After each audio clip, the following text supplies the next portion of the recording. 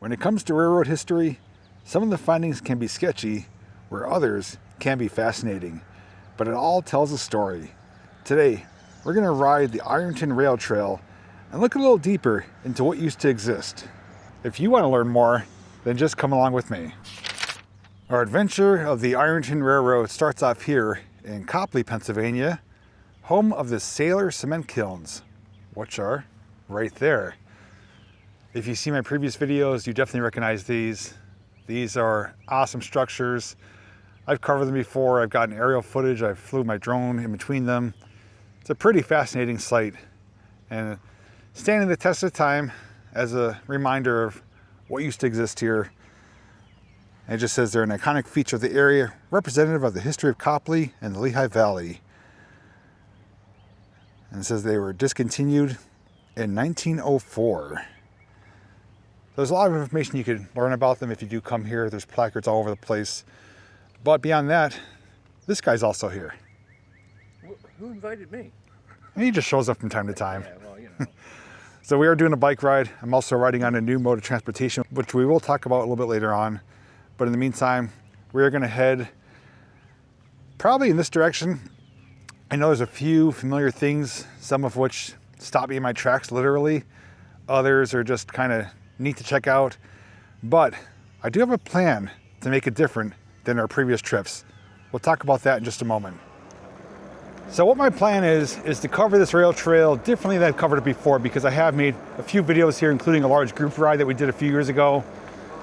But I wanted to do things differently with technology, and that's with using the Rail Guide app.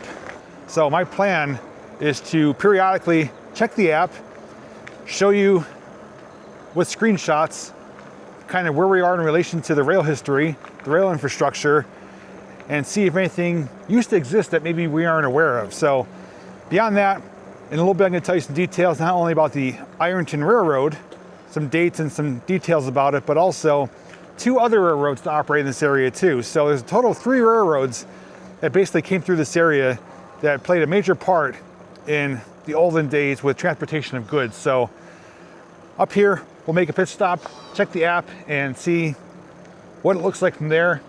And also, we'll be making a few pit stops along the way with some familiar items as well.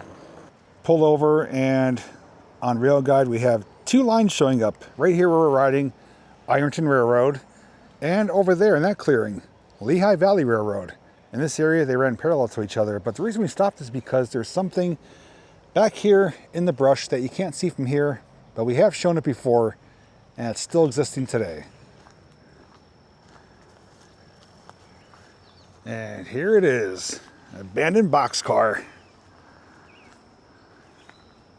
Previous times here, we've seen evidence that people were, I guess, living in here. Found canned food, partying, but we found canned food, so most likely living. Looks like there's a downed tree over it too. And it's not sitting on the trucks, excuse me, it's sitting on cribbing with some ties, but it is a full-fledged boxcar, wooden. There's some stuff down there. Yeah, there's same stuff. Looks like some garbage, some blankets, bottles. So I mean, someone may take shelter in here. It is holding it pretty good though. It's got a metal roof, but the insides are all wooden, as is the floor. Lots of food cans. I mean, do you think someone might stay here from time to time? It almost looks like it because these blankets are still here. Yeah. And there's a lot of I mean, it's a dry shelter, so I mean, it makes sense. cigarette butts. Yeah, somebody's got to stay.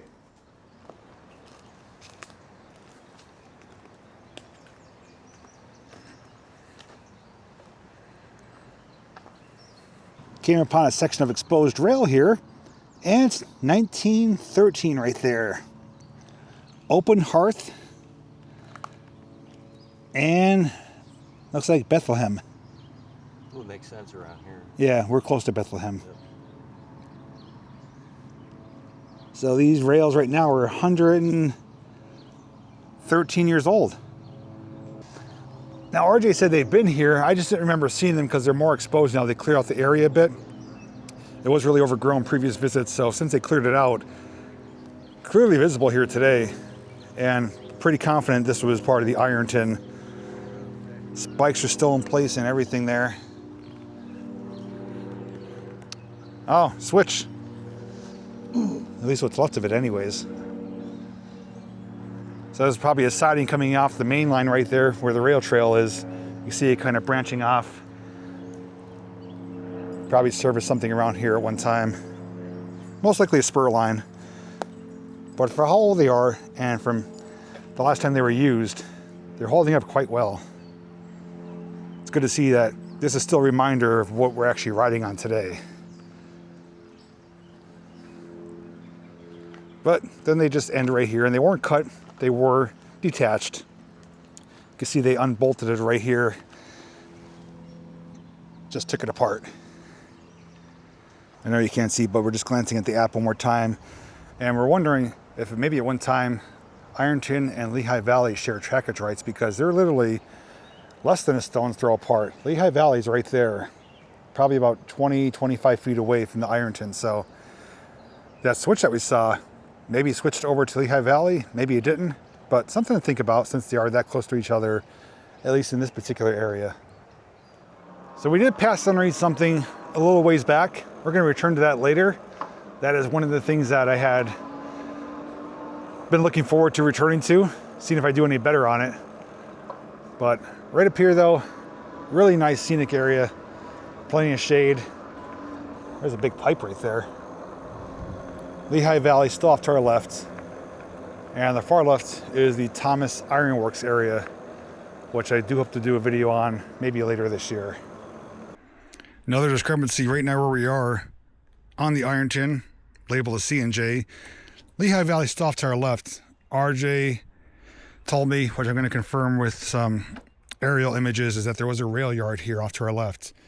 But it's not showing up on the Rail Guide app. So as I mentioned, it's an incredibly helpful, useful tool, but not always 100% accurate or up to date. So the great thing though is that this app does get updated regularly, and you can email the admins of them to let them know of certain things that should be added or corrected. We made a pit stop and may have encountered an error on the Rail Guide app. Not entirely certain, but let me explain what's going on here. So we're still on the rail trail, and I'm going to show you some screenshots. Now, this is the Ironton Rail Trail, but according to the Rail Guide app, this is showing up as C&J. Now, I'm not saying that's not correct, but according to what we've learned in the past, and RJ can confirm, right here we have a bridge abutment, one here, one on the other side. That was the C&J that serviced the Thomas Iron Works, which is behind me right now. This line right here, this bridge abutment, doesn't even show up on the Rail Guide app. That I don't know why.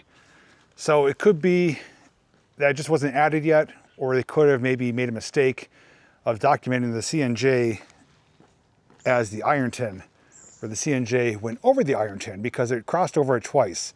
One location we're going to visit later, but it crossed over a second time like a big loop.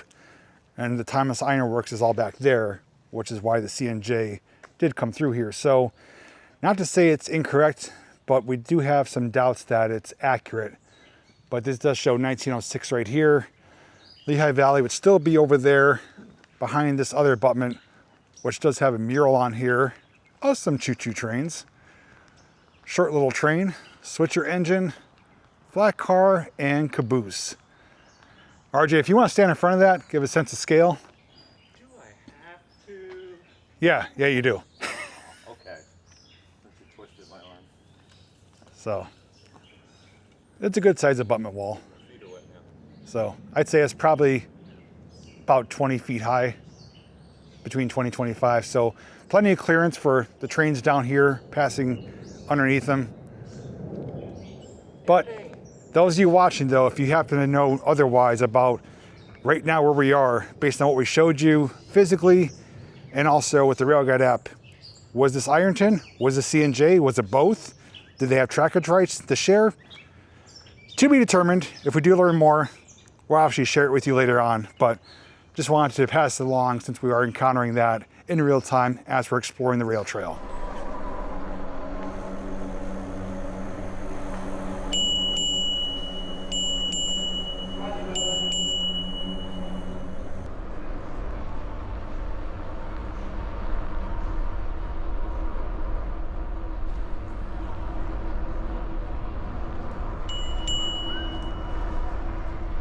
This area looks rather, I guess you could say, uninteresting, but according to the Rail Guide app, it says otherwise.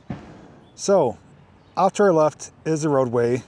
We just passed by the Lehigh River, which was off to our left. But according to the Rail Guide app, there was more going on. So this does still show the CNJ, but what terminated up ahead was the L and NE, Lehigh and New England Railroad. But also on the other side of the roadway, you can see the green line, the Reading Railroad. So although this doesn't play entirely on Reading lines, you're going to learn later that it actually had something to do with it. But as we continue further, looks like the CNJ, once again, is going to turn to Ironton. Now again, that's according to the app. Looks like they may have been just on the same line. So it is a little bit confusing as to how it is playing out on here. But we are on a loop area, which is going to take us on a full connection tour where it will lead us back to the kilns. But then there's a spur area that takes us towards the Egypt yard. We will show you a little bit of that later as well. But I just want to show you that even though today doesn't look like much here, but at one time there was more going on.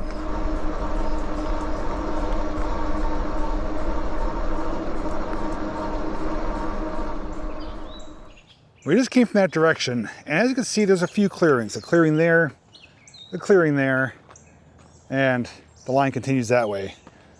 This particular area is known as the Beery Yard section, which also no overnight camping. But if you look on the Rail Guide app, well, there are some interesting things going on here. Multiple lines traversed through here with connections and spurs and switches. So we had essentially what looks like a Y, W-Y-E, coming off or onto the Reading Railroad. That's the green line there. So the CNJ looks like it kind of ends, Ironton begins, and the Ironton did connect with the Reading, at least in this area. So we had a line going off in that direction. RJ actually went down there to see where it goes. Another line over there, and so on and so forth. There's multiple lines through here. But beyond that, let me share a few more details about the Ironton Railroad and also the Lehigh Valley and CNJ, since they all played a part in this area. So as far as the railroads go, we know Lehigh Valley was back here. That operated from 1846 to 1976. CNJ, 1839 to 1976. Both of those, though, including the Ironton, were operated by Conrail in the later years up until 1976. As for the Ironton, which is our main focus today, it was a short-line railroad in Lehigh County, Pennsylvania, originally built in 1861 to haul iron ore and limestone to blast furnaces along the Lehigh River. Traffic later shifted to carrying Portland cement, hence the kilns, when local iron mining declined in the early 20th century. Much of the railroad had already been abandoned when it became part of Conrail in 1976, and the last of its trackage was removed in 1984. Most of it anyways. We still saw an existing section. But from what RJ told me is that the Reading also played a part that they actually used. Can you explain more? The Reading owned Ironton, I believe. Because if you look at the Ironton locomotives and the cabooses, they shared the same colors. A lot of times the two Ironton switchers that they had, they were Baldwin. I was actually going to I had an HO scale and I was going to bring it today and try to include it in the video somehow, and I forgot it. They always had problems with them where they weren't running, so they were always using Reading engines anyway. So I think they were using RS3s instead. Okay. That said Reading on them. But I do remember doing research that Reading had something to do with it, or they owned it. It was like a branch spur off of Reading. So maybe like Ironton was a subsidiary of Reading. Yeah. And then hence why Conrail probably ended up taking it over. Yeah, that would make sense. So along the way, which I haven't showed today, but we have shown in previous videos, there are placards in certain areas with old historical photos showing the switcher engines, the yards, which are non-existent today, and not even showing up on the Rail Guide app, but they did exist.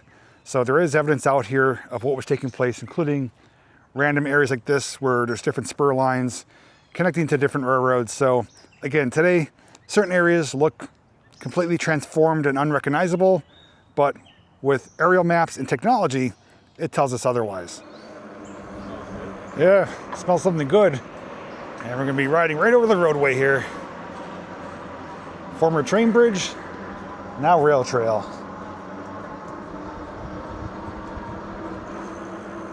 So we've come to an area where some more changing was going on of the rails. So off to our left is Route 145, known as MacArthur Road. And the Ironton went underneath it, right? Yeah, it went underneath it, but also went in this direction here. And this also illustrates here of what we're looking at. So if we do go left, it's a spur going towards Troxel and Steckel. Troxel and Steckel. And then to the right, which is the direction we're going right now, is going to take us back to the Sailor Kilns. So we are doing a loop, but we are going to be showing you part of that a little bit later with the Egypt yard, where there's an old firehouse there, another structure, and depending how far we go, maybe show you the Plymouth Switcher. So just want to show you in reference where we are. There was some changing going on here where the rails did split going in different directions, but we are heading back towards the Sailor Kilns because we want to go to something that we passed underneath already. And that one is what I've been waiting to hold off on to see whether or not I'm going to muster up the courage and strength and energy and bravery to actually do it this time. Ride the bike across? Yeah, how'd you guess? Evil Knievel style. So once we cover some more ground, we'll see you closer to that area. And just like that, we're back at where we started, but we're bypassing it. But one more view of the Sailor Kilns. So now it's time to put my abilities to the test, or lack thereof. There's one particular structure up here, which is a piece of rail history that I had documented in its own video. And when I said before, it stopped me in my tracks, that's kind of a pun and a play on words because, well, it involves tracks, and it did stop me. So we're gonna be here in just a moment. We'll get up top and give you a revisit of what we're gonna call a sketchy train bridge. So here we are, I'm calling my arch nemesis. Not so much this bridge here, it's the one that goes over the river. It definitely didn't get better over time, so I'm not anticipating me being able to cross it, but there's only one way to find out. So we're gonna get top side. I don't know any details offhand. RJ did say it's made out of metal. It goes from one direction to the other, a little bit of wood. Goes from here to there. So that's why I bring him around, for such incredibly insightful information. The stuff that I can't really explain, he does it in such incredible detail. It's like poetry. This one's not nearly as bad as the other one, but I did scrape my head on the way up here. What if I'm bleeding? Yep, I'm bleeding. Caught my head on the branch. Never fails. Let's see if we can find any details on the rails. 19, either 13 or 18. Ugh. So this is what is known as a through truss bridge. Very recognizable. A lot of train bridges are made like this. Did see some signature on the rails, hard to read. 1911? I thought 13 or 18 could be 11. It is pretty deteriorated and weathered. But again, this is a breeze to walk across compared to what's going to be coming ahead of us here.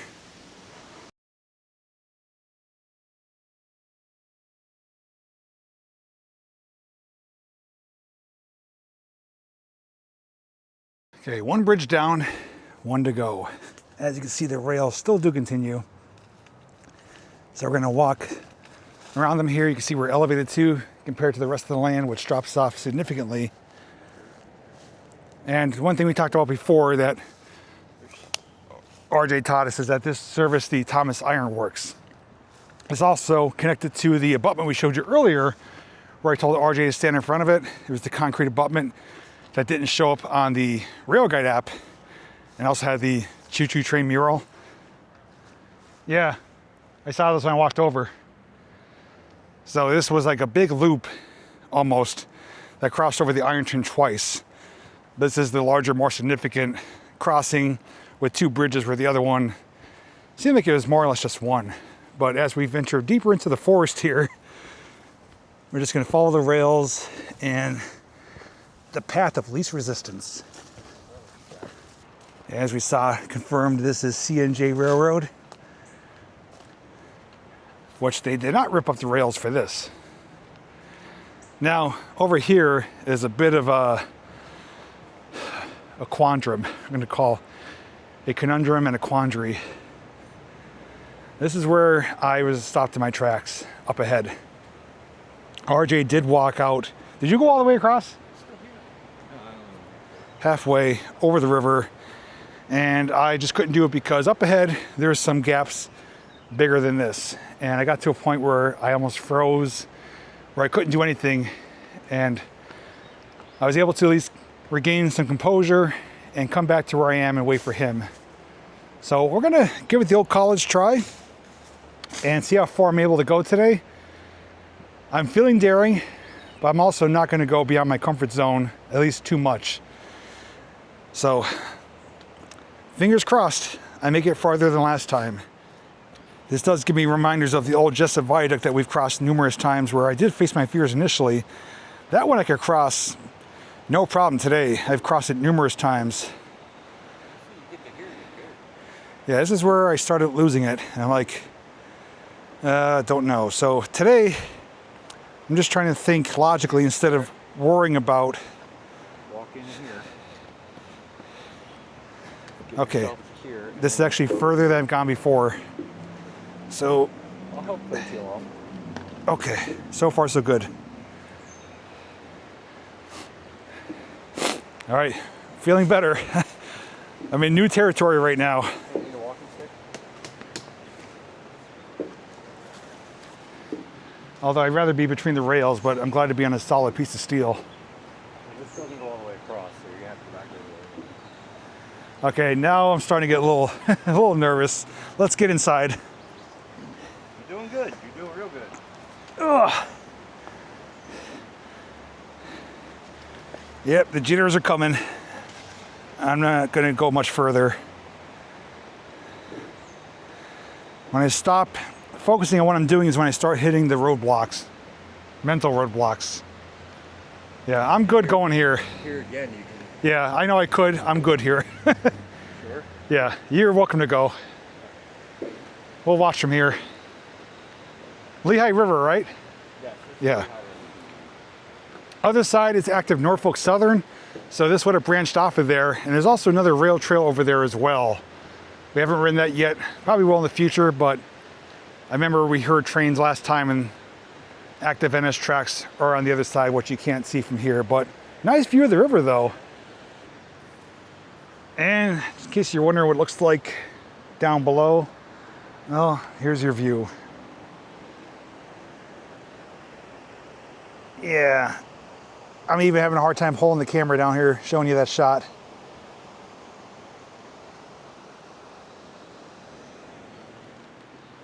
Well, it's not a huge accomplishment, but I do feel pretty proud of myself. I've gone further than I've gone before. Crossing the Jessup Viaduct numerous times definitely has helped me gain some confidence, and knowing what my limits are and focusing on the right things instead of wrong things definitely makes a huge difference. I'll never be where he's at, able to walk out almost blindfolded and not have a care in the world, but for me being able to get out where I am today, I'm proud of myself.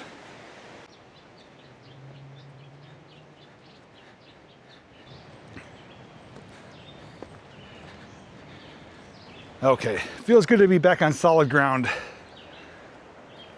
It is a good sized bridge. I'd say almost the same length as the Jessup Viaduct. Now that I broke out in a terrible sweat from being nervous, I'm gonna sit down here, cool off for a minute, wait for him, and then we'll continue on. But if you wanna see this in more detail, including me showing beneath it and basically getting stopped in my tracks, literally and figuratively, make sure to check that video that's linked down below. Feels good to get some fresh air now. So now that I somewhat conquered my fear of that bridge, we now could backtrack and take that spur to the Egypt yard towards the Portland Cement Company. So once we arrive over in that area, we'll start checking some more things out. Just pulled off for a little break. Still got more exploring to do and investigating of the Ironton Railroad. But I want to take a few moments to talk about today's mode of transportation. Now, if you want to skip this portion of the video and continue on with the adventure, just go to the timestamp on the screen. So today's mode of transportation is a CYCROWN Nomad Pro. CYCROWN is a company I have worked with before. This is one of their newer models, and it features some basically state-of-the-art technology with how they incorporated certain features, which I do have some pros and cons about, which I will share with you. But for starters, powering this is a removable 48 volt 20 amp hour battery. It does power a rear geared hub motor of 750 watts that does peak out at 1000 watts. It does weigh in at 93 pounds. Not super light, but not super heavy. But it's under the 100-pound threshold, which a lot of e-bike requirements do mandate. Now when you get this bike, it's set up as a Class 2 bike, which tops out at 20 miles an hour, but you can go through the settings and unlock it to Class 3, which does allow it to go up to 28 miles an hour, and I can confirm it does indeed do that. Estimated range is 90 miles. Now the results will vary person to person depending on their size, terrain, and pedal assist use. Most people should see between 50 to 60 miles while you're pedaling. Speaking of pedaling, it does have a torque sensor, which gives you the most realistic feeling to a traditional bike, gives you better exercise, better leg workout, but gives you power the harder you pedal. As you can see, it does have a storage rack, and this can hold a total payload capacity of 330 pounds. It does ride on big 26 by 4 inch wide fat tires, and stopping power is hydraulic disc brakes, but there is more I want to show you, so come on over. On the left hand side, we do have your mechanical bell, 5-button control module, dedicated headlight button, plus and minus for your pedal assist, left and right for your turn signals. Also, double pressing the headlight button will allow you to cycle through your odometer, trip, voltage, time, and so on and so forth within your display.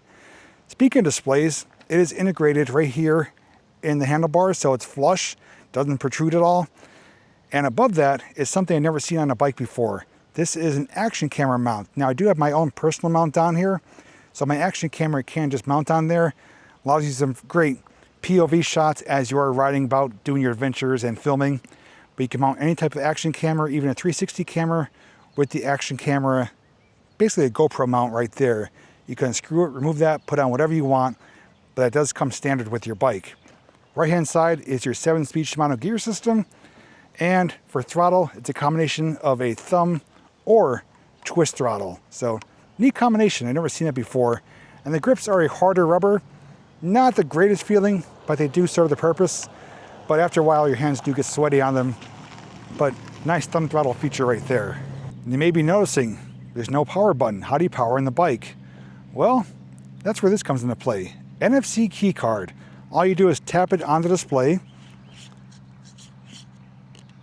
in the right spot, and there it goes. Now, it does not show very good in daylight conditions. It's very dim. I will take a picture in lower light conditions, but basically has your battery meter up there, miles per hour, your pedal assist, and down here is your trip and odometer, and there's a sensor up here too.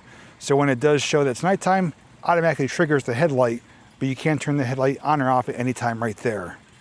Coming over to the seat, I will say the seat, it has some plush to it, but I'm not a big fan of this style. It just feels like it's awkward support. So these kind of protrude into your cheeks and not so much support here. So I'm going to give the seat a 2 out of 5 rating.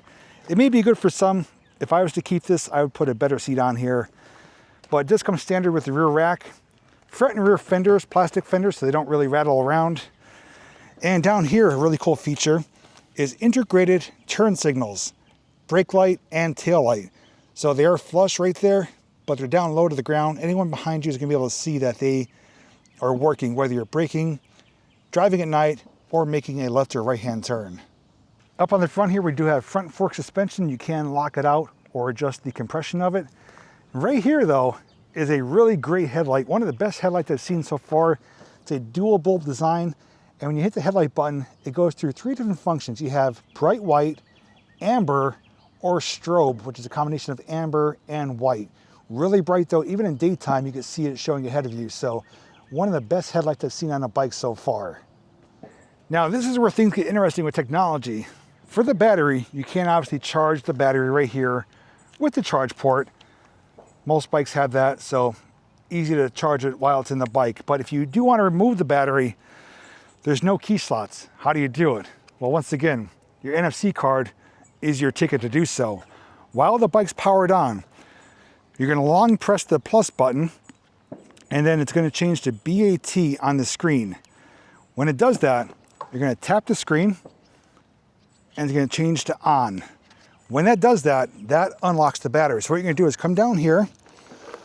There's the lever. What you do, pop, push in, turn it the other way.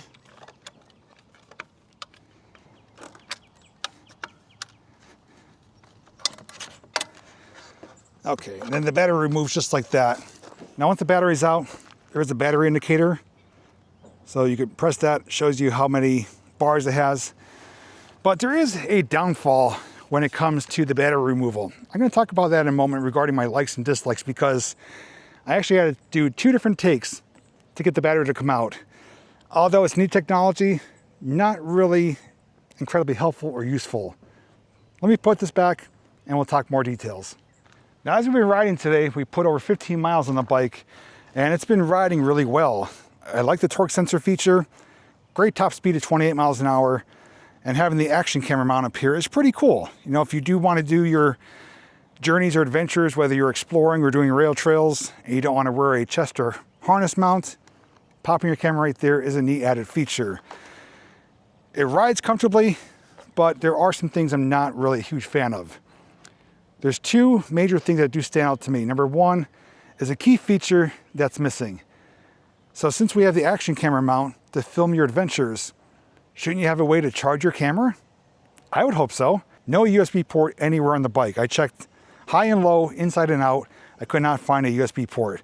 To have one integrated underneath or on the bottom of the display here would be ideal, whether you want to charge your phone or your action camera.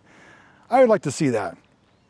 Having the NFC card is a great security feature, but when it comes to the battery, it's lacking functionality, because like my friend's bike who has a Hubsco, most bikes I've ever reviewed, nearly all of them, have a physical key to unlock the battery. There's no physical key slot here. You need the NFC card to remove the battery. If the battery happens to be completely dead, which I don't recommend doing that to the battery, but if the battery is completely dead, you can't remove it unless you plug in the charger and put some power in the battery. And it's not always easy to come out the first time. It did take me 2 attempts to get the battery to come out. So technology is advancing, but I feel it's being applied in the wrong area when it comes to this. It's a neat feature. No one's going to really be able to get the battery out unless you physically know how to do it, especially with the button combination, the card, and working the right combination and pressure points of the battery release. Overall, though, it's a really good bike because it has nearly everything you'd want, minus a couple things that are missing, like the USB port and a physical key slot. But if you're a nighttime rider, incredible headlight. My friend RJ was like, that's really bright. He's like, I got to get one of those for my bike. Having the integrated lights on the back too is great for people riding behind you, whether you're in an urban environment or riding with friends. And like I said, the only thing I would change on this is a more comfortable seat. But the CYCROWN Nomad Pro does come in a couple different colors. If you do want more details and the latest features, check the link down below. I also do want to thank CYCROWN for reaching out to me and allowing me to share the Nomad Pro with all of you. Now that this is out of the way, let's continue on with today's adventure. On this first section here, we're going to find some more ruins, remnants, and remains, including that building right there, which I have been inside of and documented. Looks like they actually boarded it up. Oh no, that's just a door there. I forgot how we got in. There was a way inside though. There's some old industrial equipment in there. From 1906 to 1970 or something. And this building we actually got in last time. They did attempt to board it up, which someone ripped open, but I just was able to show you inside. Well, you got a view through the window. And RJ reminded me that the way we went in was where the door is. It was just open, so not really much of an obstruction. Yeah, it's not locked there. It's just kind of closed. But that was a neat building. If you haven't seen that video, I will link it down below. And now, is this the Egypt yard area? This is the Egypt yard, yeah. Egypt yard. There would have been a bunch of spur lines, or yard here, and then spur going up into all the abandoned buildings, the stone buildings that are up in here that you still haven't seen. Yeah, which I have yet to document. I know him and Alan did it previously, and he's been telling me about it. So and there's track, and there's a stopper, like the end of the track. Bump stop there, yeah. Yeah. So this winter, most likely we'll be back here for the Thomas Iron Works area and up there too, because from what I've seen and learned about, there's quite a bit going on. But this stuff right here is just right along the rail trail. You wouldn't picture it today, but it was a busy, bustling area. Now, one area I completely forgot about until RJ reminded me of it is where we are right now. Not specifically this bridge, but what's beneath it. So we have the rail trail bridge, former train bridge, but down below, there is another bridge that goes right into the water. And during our group ride, we did go down there and explore that, investigate that.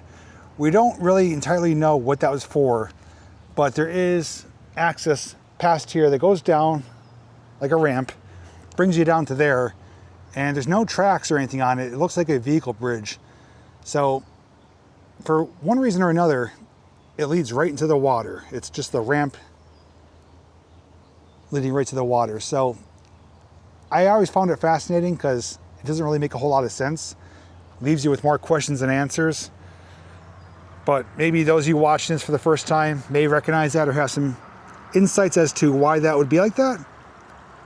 We can't really make rhyme or reason of it, but it is interesting. Hey, here's another old train bridge. Hello. And yeah, I remember we made a discovery back here on our group ride, which I'll link that video down below too. There are some neat findings somewhere back in this area with a pedestrian bridge, some test plugs, and some other equipment. So this area has a lot to offer if you know where to look. But just up here on our left is our next pit stop.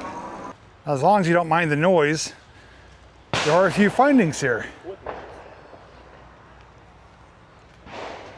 So where RJ's parked in front of is the base of an old water tower. So it's on that picture right there. Form rod water tower. Yeah. So we're right here, essentially. This is, if you ever want to see what's inside of a water tower from the olden days for the steam locomotives, this is it. The wooden barrel will be right on top. But then we have foundations of more forgotten history. Not technically forgotten because it's being kept alive here with these plaques. This is a section house, which looks like right there. And it may have housed speeders, I believe. So yeah, here's the rails right here. Blacksmith shop right here. That's where they would have been burning the coal, heating up the iron. So these buildings are next to each other. And we got one more right here, which is the conductor's office. So little area along the rail line, along the main line, do their paperwork, keep tabs on things. And I'll ask the question again, it's like, why was it not completely erased? Why are the foundations still here? Was that on purpose or just by coincidence? Because we're able to see the size of the buildings today of what they used to look like. So I'm not complaining that they're still here, but you know, if the buildings got torn down, why weren't they completely removed? Did they think that far ahead? Think that far ahead to, hey, maybe this will be a historical site. Maybe it'll be a rail trail. Who knows? But it is neat that it is long here and everything's labeled. Takes away the guesswork. It's also nice seeing so many people out today riding. We come across probably a few dozen cyclists, both traditional bikes and e-bikes. Even talked to an old timer who rolled up to us in one of those, I think they're called recumbent bikes. You sit down, it's like a three-wheel bike, but he had a little trailer behind him. That trailer was a motor with batteries. He was able to push him, so it was a motorized recumbent bike, if that's what it's called. It's pretty neat. He said he created it himself. Allows him to go for longer rides. He's 88 years old, so good to see him out here enjoying himself. Where's the switcher at? It's gone.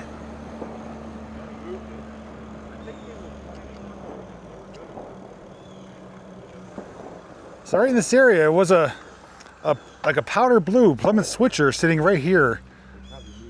I'll show you some pictures of it. Remember seeing signs that they were gonna do some work on it. I don't know where they moved it to, if it's at a new home or if it's currently undergoing work. Dragon Cement Company, #1. That's the same switcher, right? Yeah, they restored it. Yeah, underwent restoration. There's a hand car there too. Maybe it's up ahead. I don't know what it's by.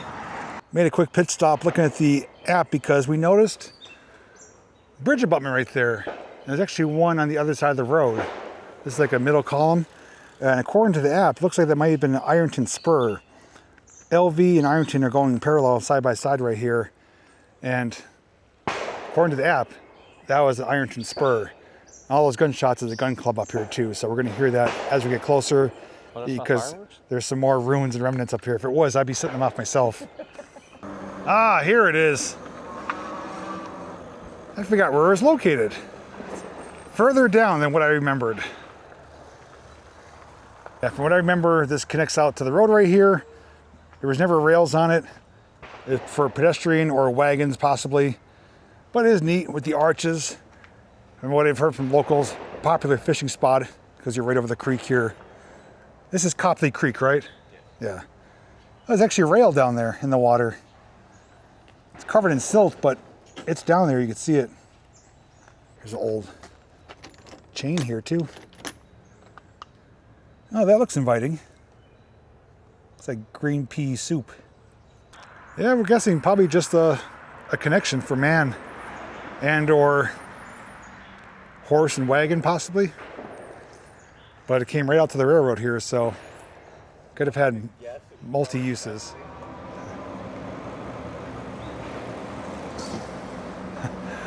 That was the guy I was telling you about, that motorized recumbent bike.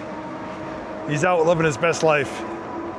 Up here, trail makes a sharp right over a boardwalk area, but the line, there's ruins there, the line would have continued right across because the bridge beams are right there. So they just detoured around it. And although I'd love to explore this, this is all private property, part of the gun club.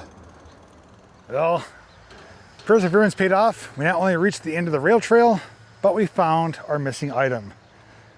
Our Plymouth switcher is now in a new home, completely restored, looking good as ever. It even has a camera on it. Oh yeah, it does have a camera. It's up to code with technology. Yeah, last time we saw this, it was powder blue, faded. It didn't even have the muffler and stack on it.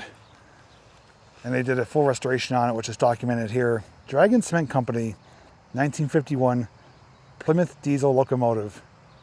You know, I never would have guessed it until RJ brought it to my attention. This states that this particular Plymouth was in service until 2020 down in Texas, just 6 years ago. When we saw it for the first time, it was probably around 2023, roughly, right? Yeah, it was at that location in 2021. Yeah, so we saw it. We might have seen it back then too. Maybe just a year or two after it went out of service. I never would have guessed that. I thought it was out of service for a long time because it looked like it was kind of stripped down. A lot of things were missing. But I will say, I mean, it looks fantastic, but I do miss the blue. I did like the blue color, but bringing it back to its original color and look and all equipped now with all the functional pieces, I mean, this probably still does run today.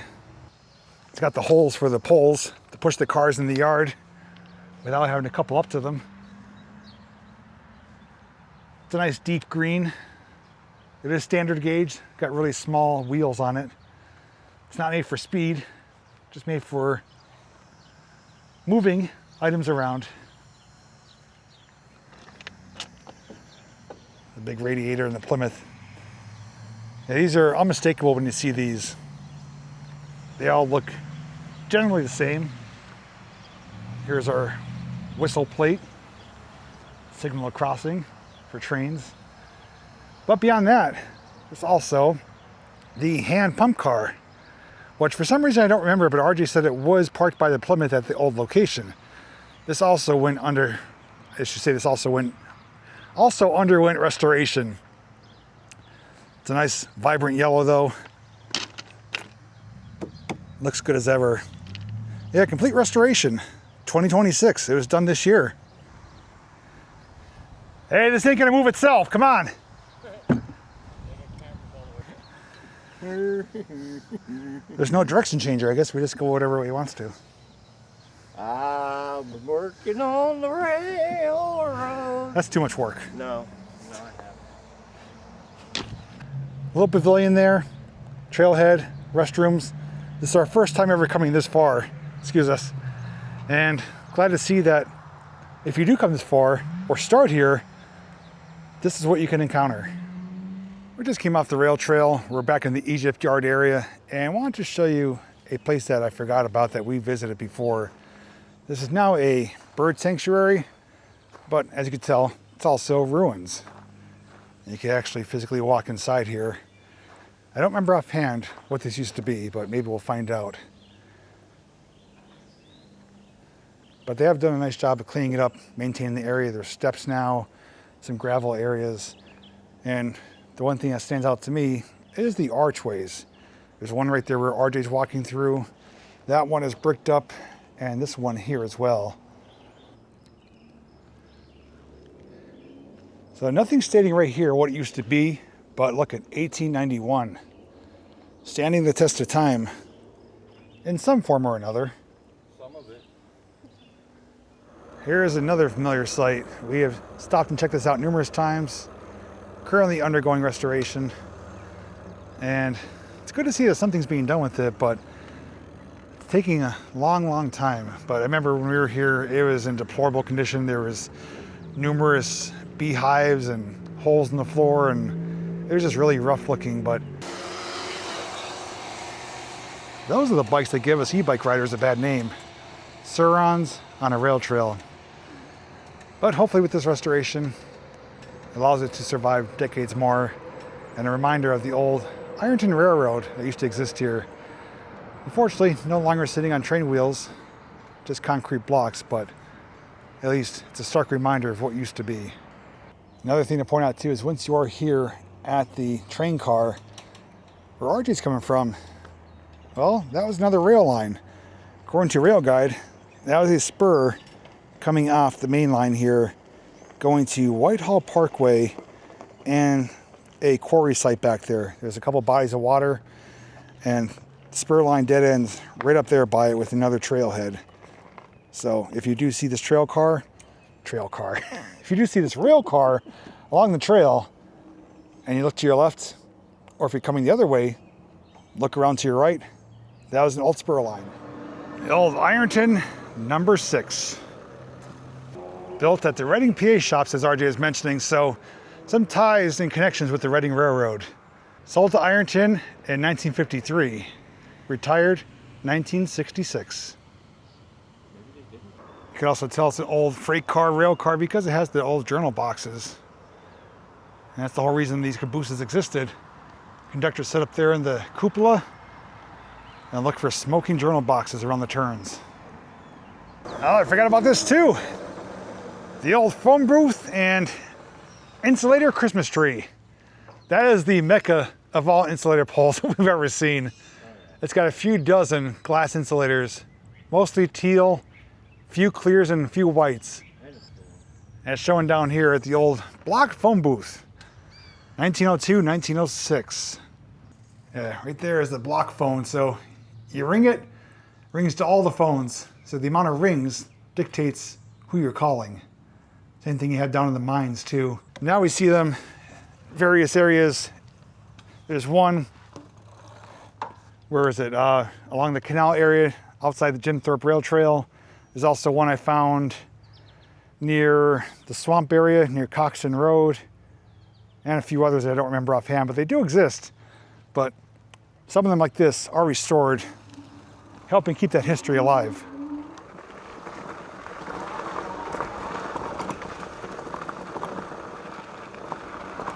A quick section of the LV I just wanted to show you. You can essentially ride it if you want to.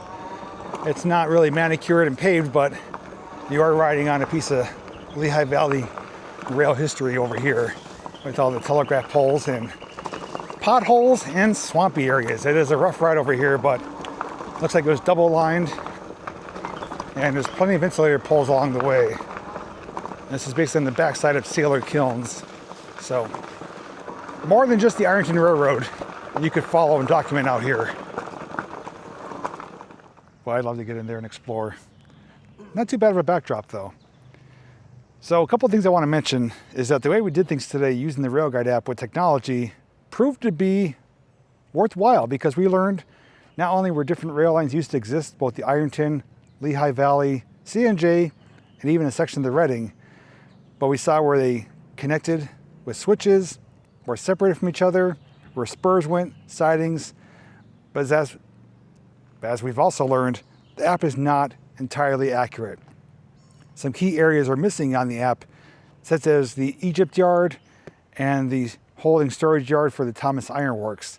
Those are key areas where there would have been a lot of rail infrastructure that doesn't show up on the app. So although it is a great tool, very helpful and useful, it's not always accurate, and today proved that point. Even with the line that went over the Ironton going into the Thomas Iron Works, that doesn't show up on the app. So it does need some more updating, but that's why we do come out and document these things, to show you what is existing today.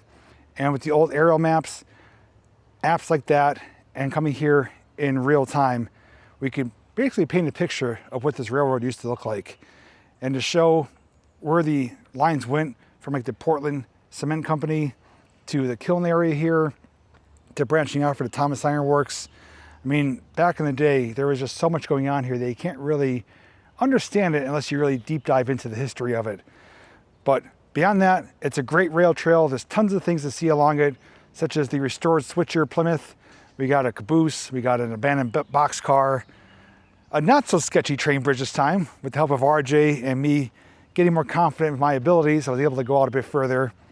And even things like the phone booth and other things along the way. There's just a lot to see and do. And it's not a real long trail, but if you do the loop plus a spur, it's all under 20 miles. Really e-bike friendly. There's plenty of e-bike riders today, even people on scooters, traditional bikes, walking, running. And this is a trail I never get tired of visiting. And although it's been a few years, I did forget a few things. Today was a great refresher to revisit some of those favorite spots. And to do so on this mode of transportation proved, well, I guess you could say, really enjoyable. It was a comfortable ride. It served all of our purposes. It still has plenty of battery life left. I think I went down 1 bar. And although the screen is hard to see and doesn't have the USB port, it's still an enjoyable bike. It's great for adventures. You got the action camera mount. You got a area for a storage tote. And it's a big, beefy bike. It can handle off-road, on-road, here and there, the torque sensors. So again, if you want more details, check the link down below. But the CYCROWN Nomad and RJ's Hubsco did prove to be great tools for documenting the rail trail here in Ironton. Hopefully you learned some more things that you didn't already know. And if you have any answers to questions I had, by all means, fill me in down in the comment section. Otherwise, thanks so much for watching. And as always, I'll see you in the next video.